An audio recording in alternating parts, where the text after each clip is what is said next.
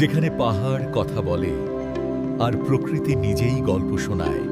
স্বাগতম অরুণাচল প্রদেশে।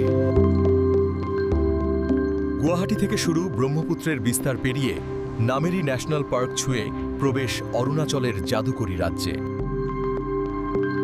দিরাংকামেং নদীর শান্ত স্রোত, টিপি অর্কিড সেন্টারের রং আর পাহাড়ি প্রকৃতির নিখুঁত ছোঁয়া।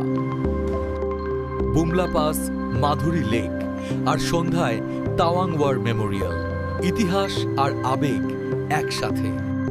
সেলা পাস ১৩,৭০০ ফুট উচ্চতায় বরফে ঢাকা সেলা লেক, জং জলপ্রপাত আর ভারতের বৃহত্তম তাওয়াং মঠ।